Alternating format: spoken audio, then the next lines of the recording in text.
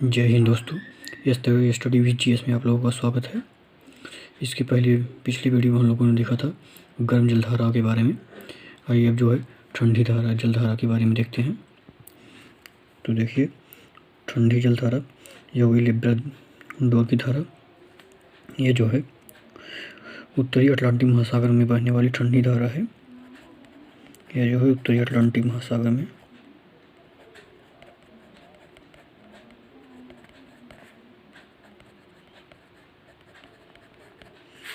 उत्तरी अटलांटिक महासागर में बहने वाली ठंडी धारा है। इसका निर्माण जो है बायफिन की खाड़ी व डेविस जल मध्य के बीच होती है। बायफिन की खाड़ी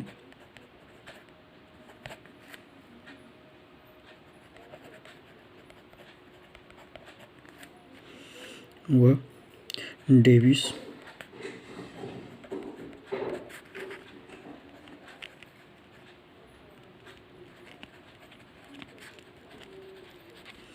बायफिन की खाड़ी और डेविस जल मध्य के पास होता है। यह जो है आगे चल के जो है गल्फ स्ट्रीम की गर्म धारा से मिलकर मत्स्य बैंक का निर्माण करती है।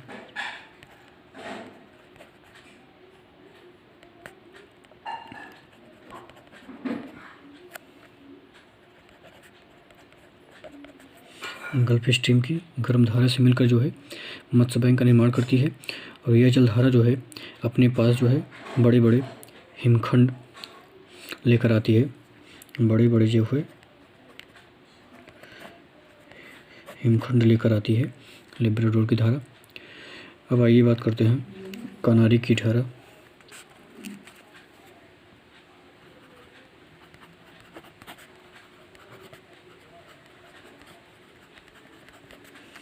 कनारी की जलधारा यह जो है ये भी उत्तरी अटलांटिक महासागर में पाई जाती है।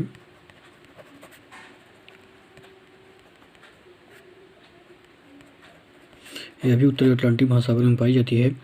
यह जो है अफ्रीका के पश्चिमी तट के सहारे केप वर्डे द्वीप समूह के पास होकर बहने वाली ठंडी धारा है। अफ्रीका के पश्चिमी तट पर केप वर्डे द्वीप समूह के पास से होकर बहने वाली ठंडी धारा है।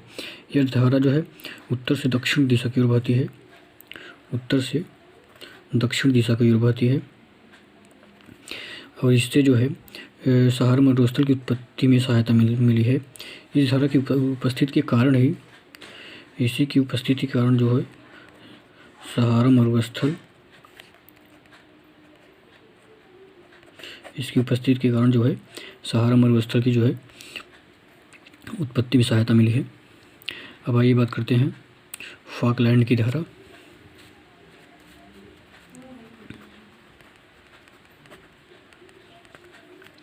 फॉकलैंड जलधारा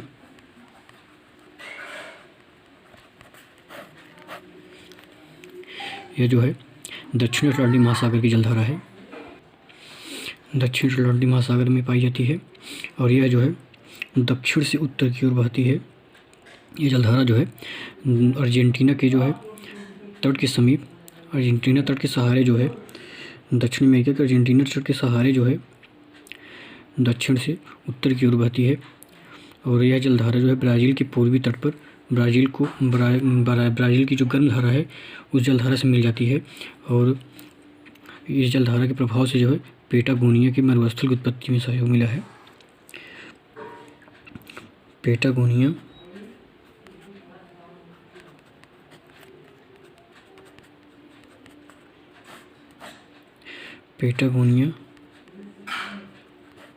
मरुस्थल की उत्पत्ति में सहयोग मिला है इस जलधारा से। यह जो है अर्जेंटीना के तट के सहारे जो है बहती है दक्षिण से उत्तर की ओर। यह हो गई फॉकलैंड की धारा। अब आइए बात करते हैं वेनेजुएला की जलधारा।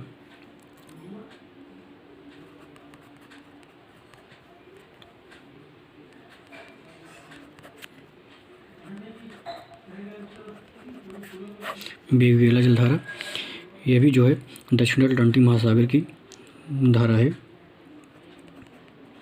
यह भी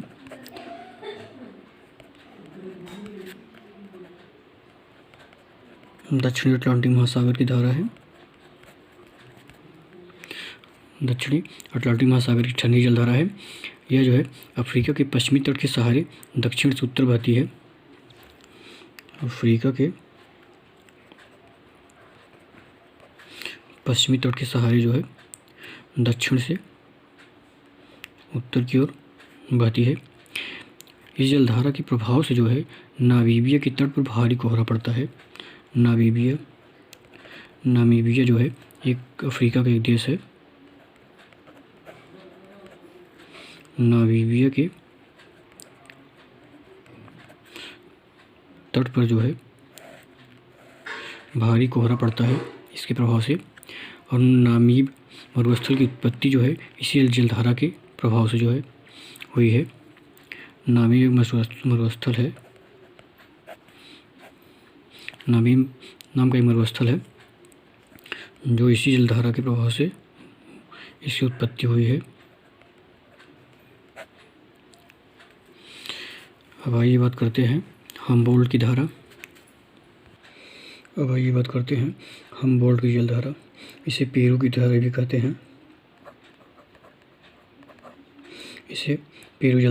हैं।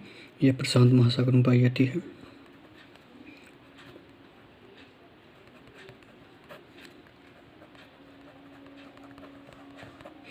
यह प्रशांत महासागर की जलधारा है और यह चिली तथा पेरू के पश्चिमी तट के सहारे बहती है। चिली तथा पेरू के पश्चिमी तट के सहारे बहती है। यह धारा, इस जलधारा के प्रभाव से चिली तथा पेरू में विशाल अटाकामा मरुस्थल की उत्पत्ति हुई।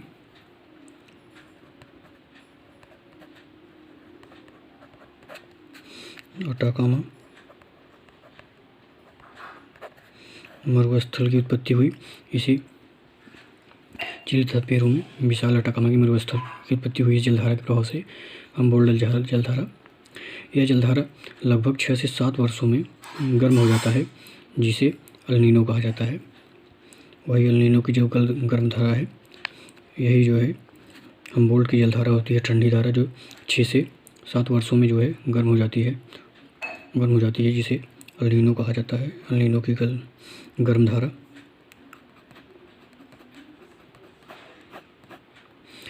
अब आइए बात करते हैं कैलिफोर्निया की धारा।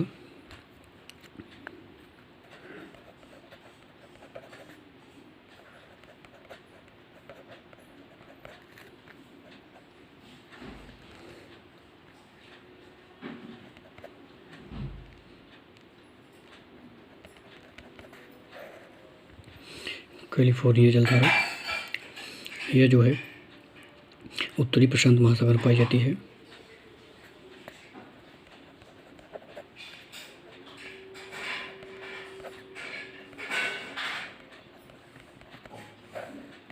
उत्तरी प्रशांत महासागर में पाई जाती है और यह जो है कैलिफोर्निया के निकट उत्तर से दक्षिण दिशा में चलती है। उत्तर से दक्षिण दिशा में कैलिफोर्निया के निकट जो है चलती है। इसके प्रभाव से उत्तरी अमेरिका में के पश्चिमी तट पर जो है कई मरुस्थल की उत्पत्ति होती है। उत्तरी अमेरिका के पश्चिमी तट पर जो है कई जो है मरुस्थल की उत्पत्ति होती है इसके प्रभाव से। अब आइए बात करते हैं क्यूराइल की धारा के बारे में। क्यूराइल की जलधारा, यह भी उत्तरी प्रशांत महासागर की ठंडी जलधारा है।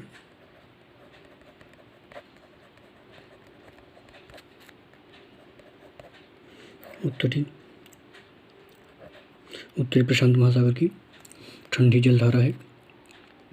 यह उत्तर से दक्षिण क्यूराइल द्वीप समूह के पास होती है। उत्तर से दक्षिण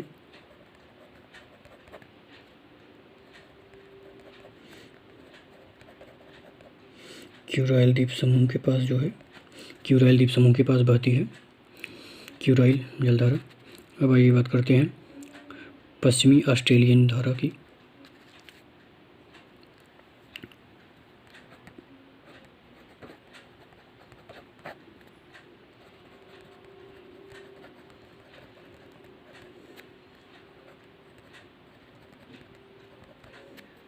पश्चिमी ऑस्ट्रेलियन धारा की। ये देखिए, ये जो है हिंद महासागर की जलधारा है, हिंद महासागर में पाई जाती है।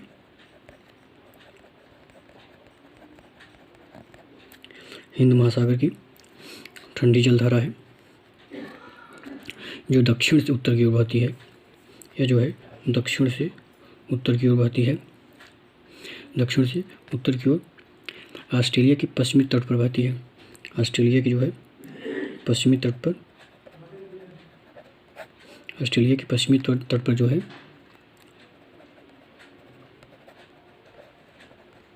ऑस्ट्रेलिया के पश्चिमी तट पर दक्षिण से उत्तर की ओर बहती है। इस जलधारा के प्रभाव से ऑस्ट्रेलिया के पश्चिमी तट पर जो है मरुस्थल की उत्पत्ति होती है।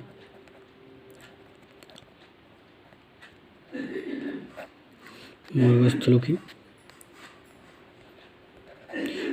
उत्पत्ति जो है इसी के कारण होती है ऑस्ट्रेलिया के पश्चिमी तट पर।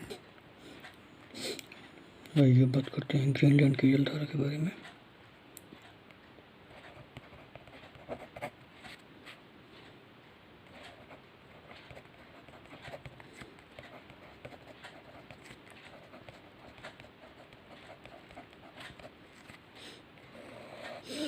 ये भी उत्तरी अटलांटिक महासागर में पाई जाती है और यह जो है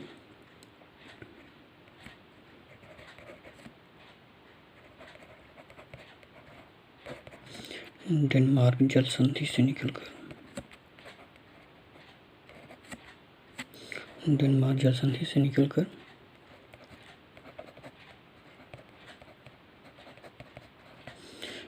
ग्रीनलैंड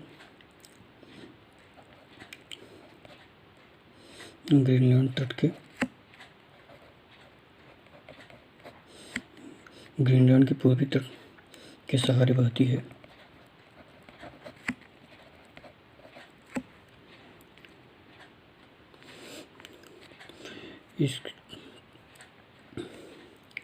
ये जो अपने साथ जो है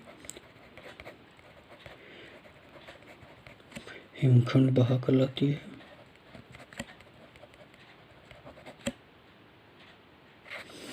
अब आइए बात करते हैं इरविंगा जलधारा के बारे में।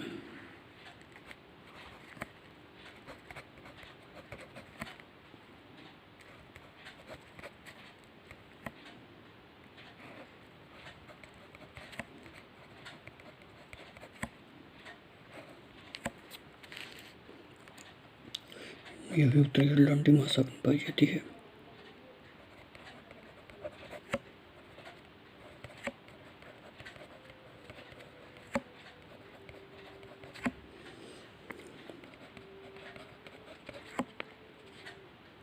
उत्तरी अटलांटिक महासागर में पाई जाती है।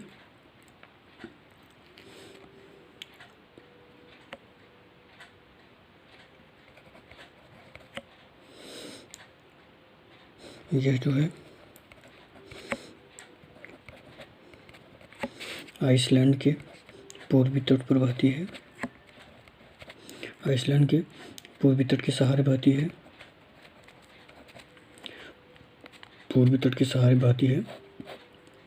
इसके प्रभाव से जो है आइसलैंड में बर्फ की परतें पाई जाती हैं।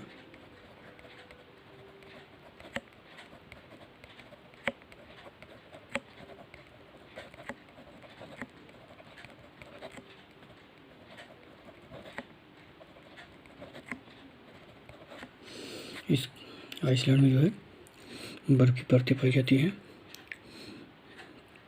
इसके प्रभाव से जो है इरविंगा जलधारा, तो यह जो है ठंडी धारा हो गई। वीडियो देखने के लिए धन्यवाद।